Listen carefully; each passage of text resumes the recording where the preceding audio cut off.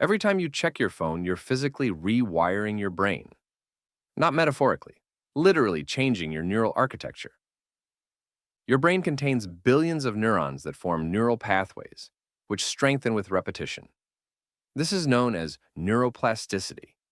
When you constantly scroll and react to notifications, you're training your brain to seek novelty every few seconds. This creates scattered attention architecture, where your neural pathways optimize for distraction rather than focus. Think about the last time you tried to read a book. Did you feel an urge to check your phone? That's not weakness. That's your rewired neural pathways demanding stimulation. Your brain has adapted to expect constant novelty. The good news?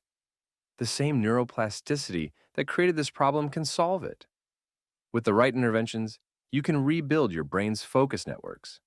Remember when we thought multitasking was a good thing? Turns out, we're just getting really efficient at being bad at multiple things simultaneously. Chapter 1. Attention Fragmentation. Have you noticed how hard it is to read without your mind wandering? That's not a character flaw. It's attention fragmentation. Attention is like a muscle. It strengthens with use and atrophies with disuse. Your prefrontal cortex literally fatigues with each task switch. Research shows that heavy multitaskers perform worse on attention tests and have less gray matter in regions controlling cognitive control. Notice what happens when you receive a notification. Your focus breaks, and even after checking it, you experience attention residue. It takes an average of 23 minutes to fully refocus after an interruption, yet most of us are interrupted every 8 minutes. Understanding attention fragmentation explains why willpower alone isn't enough. Your brain has been physically optimized for distraction.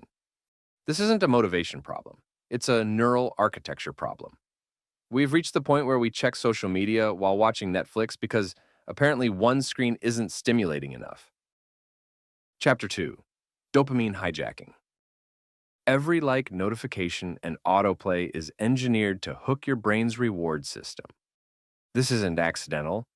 It's dopamine hijacking at an industrial scale. Dopamine is your brain's reward neurotransmitter. It motivates behavior by creating desire. Digital platforms exploit this through variable reward schedules. This is precisely the mechanism that makes gambling so addictive. When scrolling, you never know which post will deliver a dopamine hit, creating a compulsion loop. Have you opened an app just for a minute and found yourself still scrolling an hour later? That's the dopamine treadmill in action. Your brain chases the next reward, which is programmed to be just interesting enough to keep you engaged, but never truly satisfying. Understanding this mechanism is your first step toward freedom. By recognizing when your dopamine system is being manipulated, you can implement countermeasures. Remember when we used to get dopamine hits from accomplishing difficult tasks? Now we get it from a stranger liking our breakfast photo. Chapter 3. Digital Detox Protocol. What if 24 hours away from screens could begin to reverse months of neural damage? It sounds too simple to be true, but research suggests exactly that. The Digital Detox Protocol isn't about abandoning technology permanently. Think of it as strength training for your attention muscle. Start with a tech sabbatical, a full 24 hours completely screen-free. This triggers attention restoration mode, where your brain begins rebuilding focus-related neural connections. For your first tech sabbatical, prepare ahead. The first 6 hours are the hardest. By hour 12, your brain starts to calm. By hour 20, many report mental clarity they haven't experienced in years.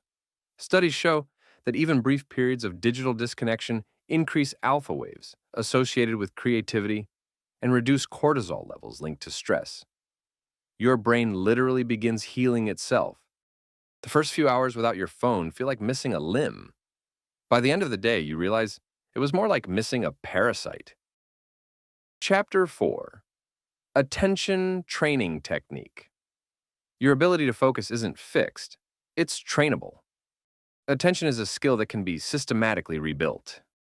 The attention training technique works through progressive overload, just like building muscle. You start with short periods of single-task focus and gradually extend duration. The most powerful part? Your brain wants to focus deeply. It's our natural state that's been disrupted. Start with the 5-5-5 exercise. Set a timer for 5 minutes and focus on one single task. When your mind inevitably wanders, gently redirect it without judgment. Do this 3 times daily, then gradually increase duration. This isn't just about productivity.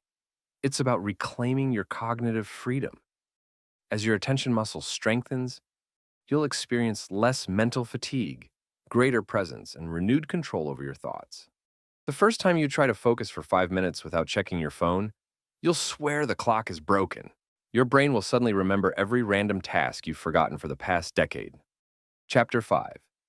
Nature-based therapy. Nature exposure isn't just nice, it's neurologically necessary.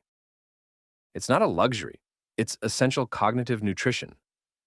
Nature-based therapy works through attention restoration theory. Digital environments deplete our directed attention resources, while nature activates our involuntary attention system. This allows exhausted focus networks to recover. Research shows that even brief nature exposure improves cognitive performance by 20%. The minimum effective dose appears to be 20 to 30 minutes in nature 3 times weekly. But even microdoses make a difference. Simply gazing at trees through a window for 5 minutes reduced stress hormones and improved attention scores in studies. Nature isn't a luxury, it's essential cognitive nutrition. Your brain evolved in natural environments and still requires them for optimal function. Digital immersion without nature balance creates a neurological deficit no app can compensate for. Plants don't send you notifications, have autoplay, or ask for your location data. Is your attention scattered? Your thoughts racing? Your focus fading? You're not alone. Join our YouTube membership for exclusive perks like early access to scripts, input on future topics about productivity, and connect with a like-minded community that gets it. Click join below and let's build your easier, more intentional life together. Chapter 6. Movement as medicine. Your brain doesn't distinguish between digital and physical worlds, but your body knows the difference. The sedentary nature of screen time is destroying your neural pathways. When you exercise, your body produces BDNF. Think of it as miracle grow for your neurons. This protein stimulates the growth of new neural connections. Different movement patterns create distinct cognitive benefits. Sustained aerobic exercise enhances memory, while cross-body movements improve cognitive coordination. 20 minutes of walking without your phone increases frontal lobe activity by 26%. Now, imagine combining that with bilateral integration movements. Cross-body exercises like touching your right hand to your left knee activate both hemispheres simultaneously. Everything clicks into place when you understand this. The movements you've been avoiding while scrolling are precisely what your brain needs to heal. We've all felt that mid-afternoon brain fog after hours at our screens. That's not just mental fatigue. It's your body desperately signaling for movement. Our ancestors didn't have standing desk trademarks advertisements. They just never stopped moving. Chapter 7. Creative Play Protocol. When was the last time you engaged in purposeless creative play? The absence of unstructured creativity might be as damaging as constant digital input. Creative play without digital mediation activates neural networks that remain dormant during screen time. Research shows hands-on creative activities stimulate connections between the default mode network and executive function network, precisely the connection weakened by digital fragmentation. Most importantly, it reawakens curiosity and wonder, emotions that strengthen neuroplasticity. Start with a 20-minute creativity container, 3 times weekly. The crucial element is removing all performance pressure. The goal isn't to create something good, but to engage fully in the process. Creative play isn't a luxury, it's cognitive rehabilitation. The neural connections built through unstructured creativity directly counteract the fragmentation patterns created by digital overuse. Remember the absorption you felt as a child fully engaged in creative play? That wasn't just fun. It was your brain in its optimal learning state. That state remains accessible regardless of your age. Nothing says our brains are broken quite like needing a YouTube tutorial on how to play. Chapter 8. Social Connection Strategy. Online interaction and in-person connection affect your brain differently. Digital communication activates different neural circuits than face-to-face interaction. In-person social connection triggers neurobiological responses impossible to replicate digitally. Mirror neurons activate, brain waves synchronize between individuals, and oxytocin is released. Harvard's longest-running study found quality relationships were the strongest predictor of brain health and aging. Meanwhile, digital-dominated socializing correlates with increased depression and cognitive decline. Implement the 3-1-2 social connection strategy. 3 brief interactions with strangers weekly, 1 meaningful conversation with a close friend without phones present, and 2 group activities monthly. The cognitive benefits begin appearing within days, not months. Your brain isn't designed for isolation, it's wired for connection. By prioritizing in-person social interaction, you're providing essential neurological nutrition that directly counteracts digital fragmentation. We've reached the point where hanging out with actual humans has become a revolutionary act. Chapter 9. Mindfulness Interventions. Your relationship with technology is largely unconscious by design. Digital platforms thrive on mindless usage, not mindful engagement. Mindfulness rewires precisely the neural pathways damaged by digital fragmentation. It strengthens the prefrontal cortex and weakens the amygdala's reactivity.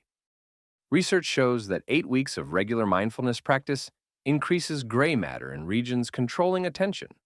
Most powerful is what neuroscientists call meta-awareness, your ability to observe your own thought patterns. Begin with the 1-minute mindfulness intervention 3 times daily. Then, practice tech transition moments. Before checking any device, take 3 conscious breaths and ask, "What am I seeking right now?" People are often shocked to discover how automatically they reach for devices. Mindfulness isn't about relaxation. It's about reclaiming cognitive choice. By developing meta-awareness, you're rebuilding the neural pathways that allow conscious technology engagement rather than compulsive consumption. Your great-grandparents would be confused that we need special training to pay attention to what's right in front of us. Chapter 10. Integrated Recovery Plan. Your brain didn't break overnight, and it won't heal overnight. But with a personalized recovery plan, you can rebuild neural pathways faster than you imagine. The Integrated Brain Recovery Protocol combines 4 elements: digital boundaries, attention training, environmental therapy, and physiological support. This isn't about perfection, it's about progress. Start with what resonates most, then gradually expand. Begin with one small change, perhaps a 20-minute morning walk without your phone. Add a tech-free mealtime. People typically report noticeable improvements within 2 weeks. After a month, many experience mental clarity they'd forgotten was possible. This isn't just about fixing what's broken. It's about discovering capabilities you didn't know you had. Your brain, freed from digital fragmentation, can reach levels of creativity, memory, and focus that might surprise you. The goal isn't to become a digital hermit living in the woods, though after your first digital detox, the woods start looking pretty good. It's about making technology your tool again, instead of being its user experience. And hey, if you like this video, don't forget to subscribe and hit that like button. Also, let me know your thoughts on what I just shared. Oh, and there's more. I've just started a Patreon to help support these videos and connect with you more directly. Check out the link in the description if you'd like to join.